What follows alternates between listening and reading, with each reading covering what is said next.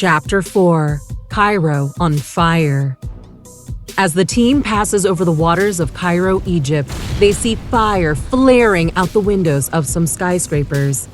People can be seen jumping from the buildings, diving into the water below. "Take us over there so we can help those people!" Reswit yells as they see another person jump into the water. "Mava," Leandra says, looking over at her. "You don't have to tell me twice," Mava says. She presses the navigation controls and they land close to where people had jumped near a burning building. "Take the hoverbikes and go save them. We'll keep in contact." Reswit and the monks aboard the ship get onto the hoverbikes to help save the people from drowning. Jendai was right, Leandra says to herself as she looks out the window, seeing the city of Cairo ablaze. The freighter moves toward the Cyrax building, where they see an opening large enough to land. After docking, the team meets Jendai at the top of the Cyrax building. Walking alongside them, Jendai leads them into a room where Leandra sees Osman waiting along with several others. "It's great to see you again, Leandra," Osman says with a big smile. "I'm glad you made it," Leandra replies, smiling back at him. She admires his courage and style. "We need to move quickly. This is our opportunity," Jendai announces to the group. "After what happened at the industrial district, word spread and people have started rebelling, especially the Coilers." "Coilers?" Leandra asks. "It's one of the factions that lives here in Cairo," Mava tells her. "We can do history lessons later. Jen, you've been part of the Twilight crew this whole time? No wonder you were helping us." "We all need to help each other," Jendai replies. "We're lucky you all showed up when you did," Osman says. "Are you all willing to help us win this fight against the royal family?" Jendai asks. "Mava, you know you'll never really be able to get a good night's rest until we stop them. Same for you, Leandra. They won't stop until they find you. Even if you leave this area, they'll keep looking for you." "Well, if this is our chance to take down those bastards, I'm in," Mava says firmly. "The royal family has been making these damn scorchers rich and protecting them for far too long." "Leandra, we must do this," Vorsha says. Her amulet twinkles with light, and everyone hears her voice. Some people step back, alarmed, at hearing Vorsha speak from within the amulet. "Something is telling me we need to do this. Not just for them, but for us too. For everyone." "Jen, we didn't come all this way just to turn around and run," Leandra says, shaking Jendai's hand. "Please, tell us what we need to do." "Great," Jendai says gleefully. She explains that the Twilight Crew liberators have set explosives at key locations throughout Cairo, including energy junctures and areas where the Royal Dark Agents congregate. This will create enough of a diversion for them to enter the palace and deactivate enough of the power supply to breach the palace's energy barrier. Jendai adds that she has her most elite team members with her. "I've known many of you for a long time. You're like family to me," Jendai says, addressing her people. "Ever since we left our home so long ago, we've been waiting for an opportunity like this to strike back at the Dark Agents. I trust you'll keep the people of Cairo safe." "Yes, ma'am," the Twilight Crew liberators shout. They reach out to touch one another's heads and shoulders in encouragement before leaving the room on hover vehicles. They board the freighter, then drop off most of the monks at a safer location, asking them to help evacuate civilians from areas marked for explosion. Osman exits as well, saying he will help the monks with the evacuation. Jendai tells him not to get killed. "If I never see any of you again, just know you'll be missed," Osman says, gazing into Jindai's eyes. Jindai looks back and realizes he means it.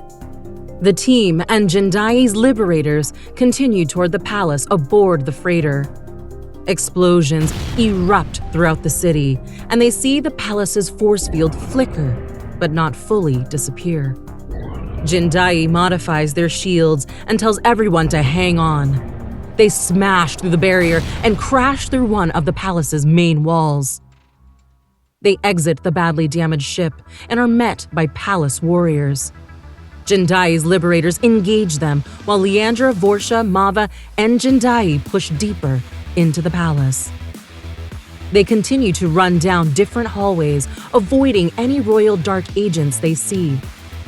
Jindai pulls up a holographic map and points them in a direction where the stairs seem to go up. As Jindai turns one of the corners, she stops almost immediately, recognizing the person in front of her. "Oksana!" Jindai shouts. She puts her hands up, readying for battle. "There you are!" Oksana says to Jindai in a rage. "This is why you wanted my help earlier, to help these people? The ones who want to take down Queen Randaj and the Pharaoh. I don't know what they're telling you, Oksana, but these people have never even met the royal family," Jindai proclaims. "Yes, we're all here to stop the royal family, but they only joined us today because they know if they don't, they'll be hunted and killed." "Surrender or get out of the way," Mava demands. "I don't care what you choose, we're getting inside that throne room." "Please, either join us or let us pass," Jindai pleads. "Oh, that's hilarious." Oksana laughs as she pulls out an energy orb weapon and fires multiple laser bullets at them. "Spread out!" Jindai yells. She moves behind a stone column for cover. Leandra, Mava, Vorsha, and Jindai team up to fight Oksana together. "Why are you doing this, Oksana?" Jindai asks. She runs behind cover while laser fire flies over her head. "What purpose does any of this serve?" "Your green-haired friend has something I want," Oksana yells while focusing more laser fire their way.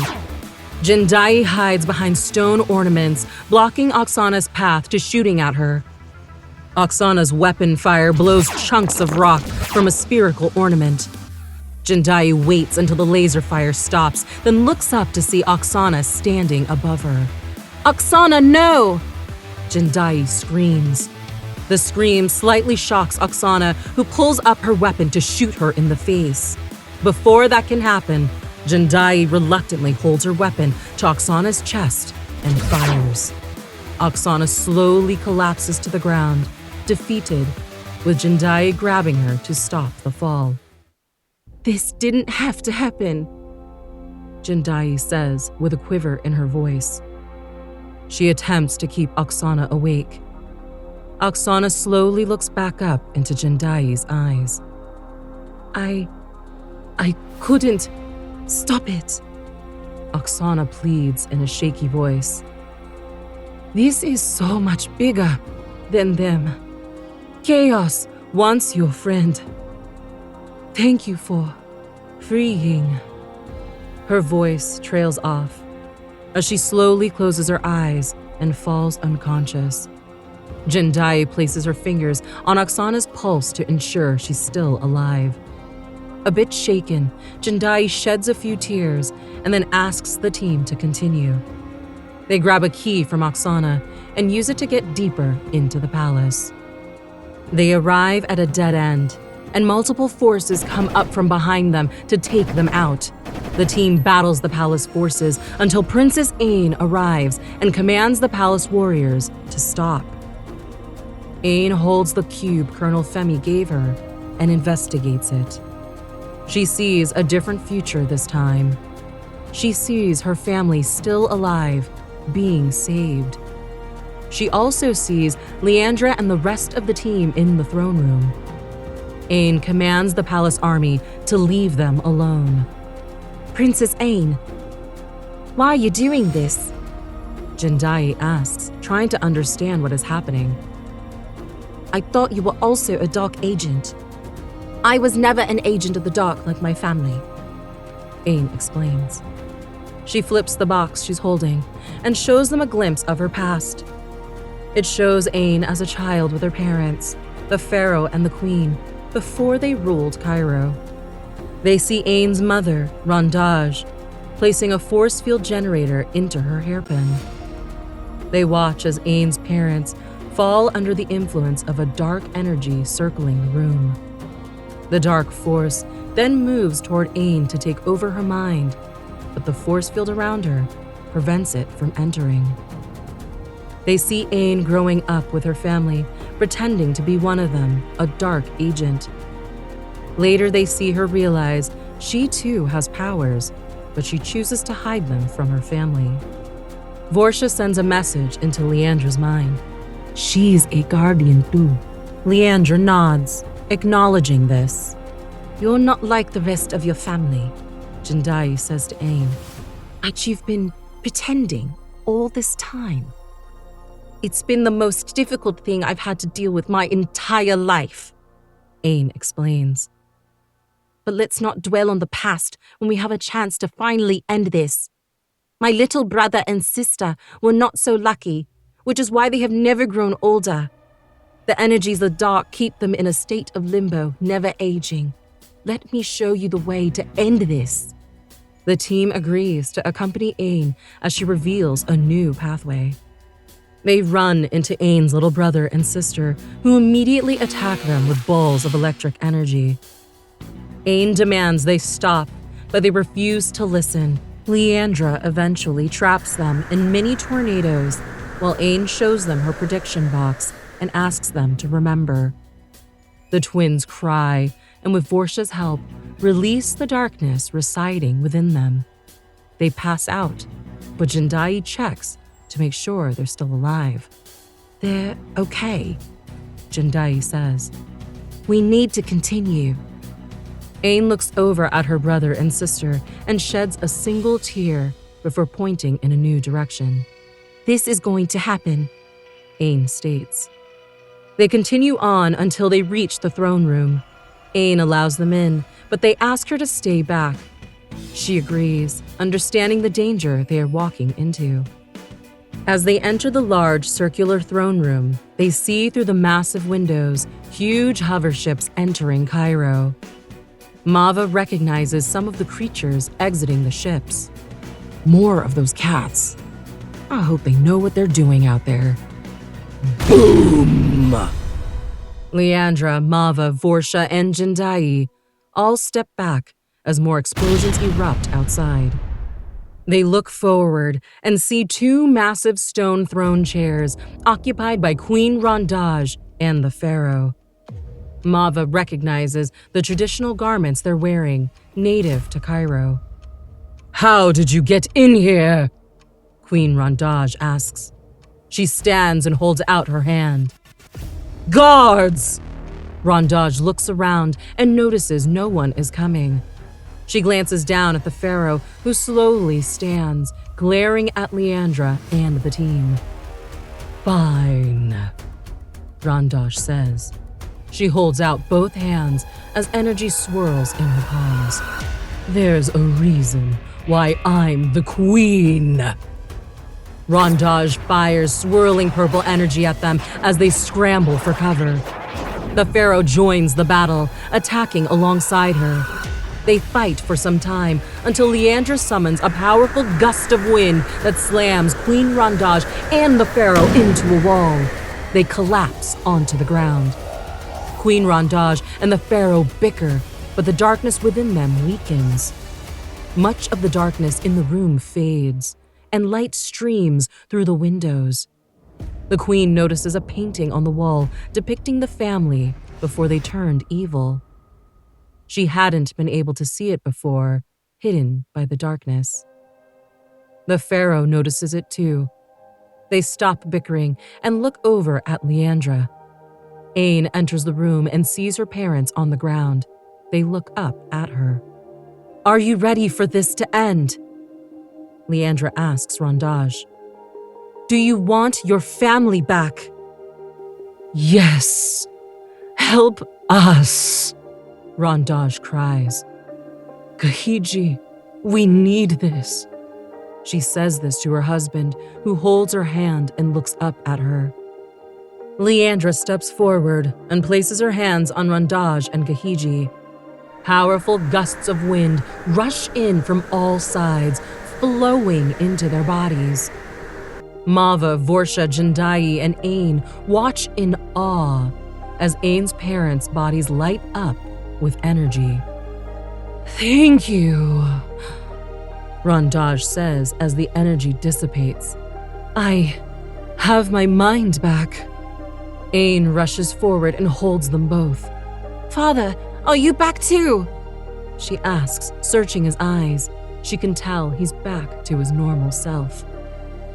I'm here, daughter, Gahiji says, placing his hand on her cheek.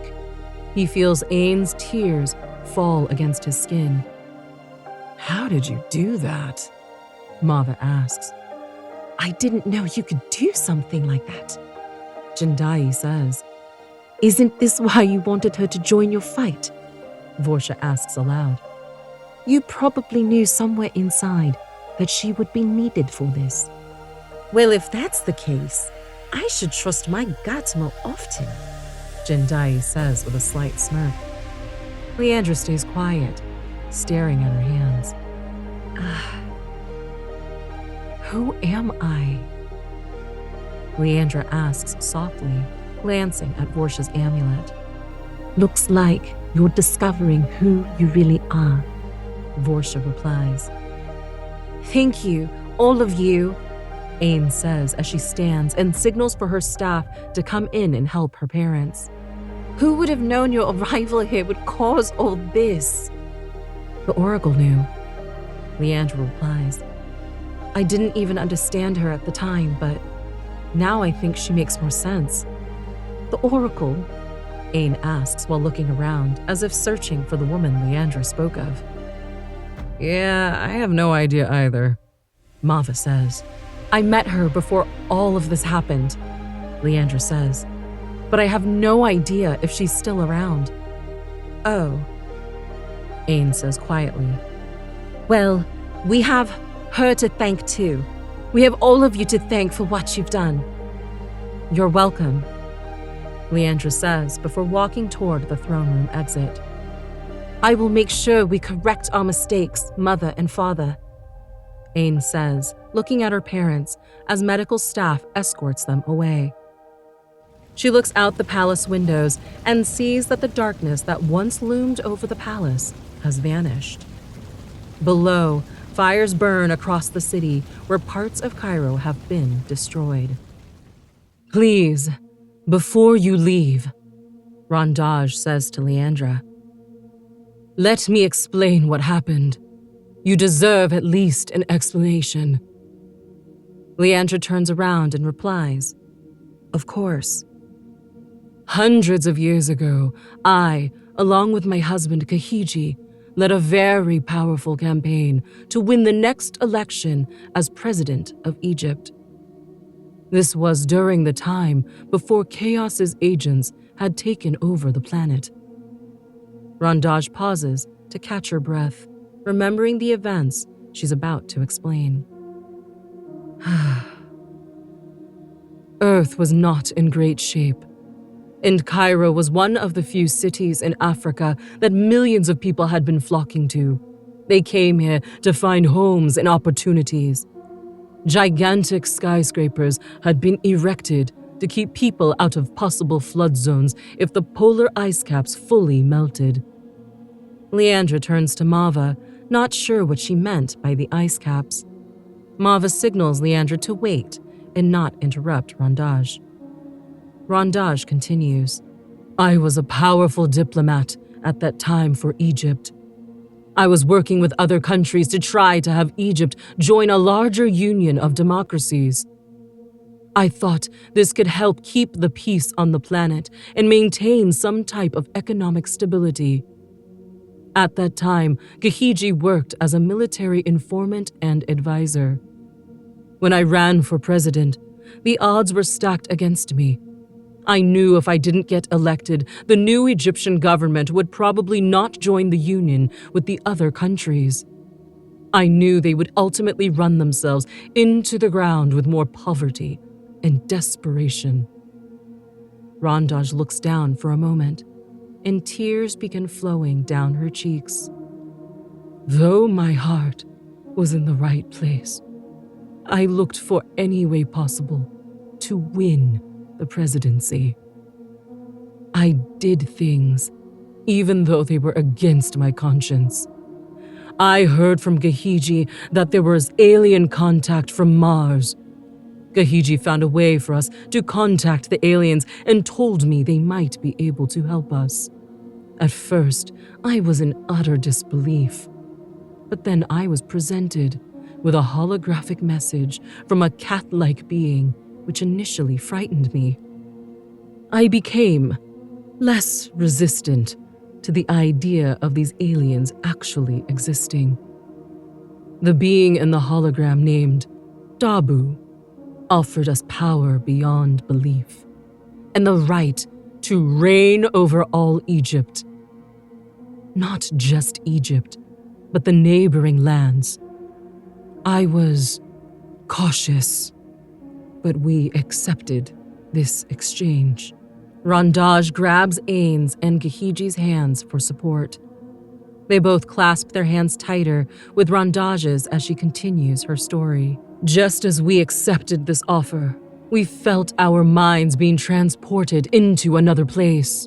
We seemed to be in another dimension, pulled in by our willingness to accept Dabu's offer. On this plane, a strange, dark cloud-like being hovered above us and dominated our minds. At the same time, it imbued us with powerful dark energies.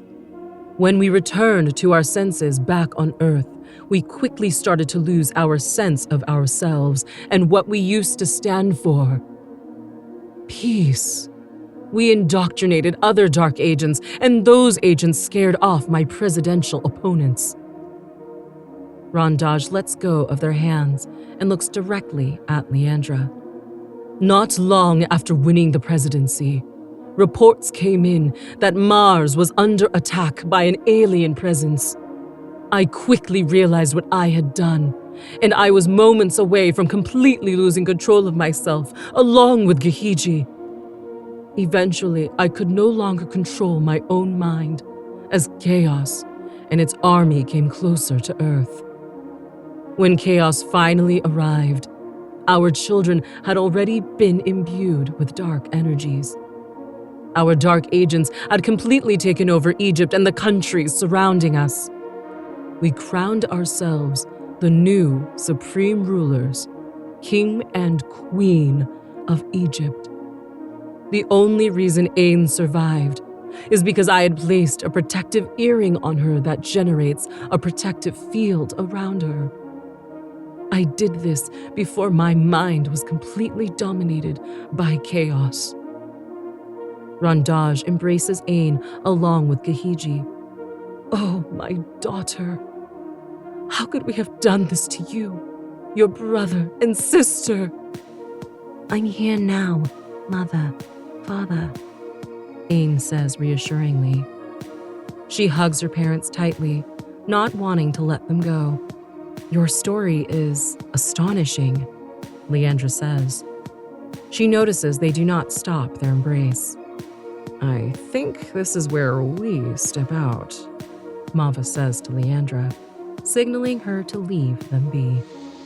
Leandra, Mava, Vorsha, Jindai, and Osman all meet in a closed room to have a conversation. Well, now that we're done here, maybe we could finally slither out of this city? Mava asks the group. Osman and Jindai thank Leandra, Vorsha, and Mava for saving their city and liberating it from the darkness. Some of Osman's team pull up on hoverbikes and park in front of them. A group of monks also comes up from behind Osman's team. Race gets off a hoverbike and walks over to them. "Thank you," Race says. He walks over to hug both Leandra and Mava. He looks over and sees Jindai standing close by. "Thank you, too, even though we've never met." "Thank you, Race," Leandra says warmly. She embraces Race, remembering his hospitality when she first arrived. Osman asks Leandra and Mava if there's anything they can do for them. Mava eyes one of his team's hoverbikes and rubs her hand on it. Leandra tells Osman she only hopes to be able to call Cairo home if she ever needs to. Jindai enthusiastically agrees.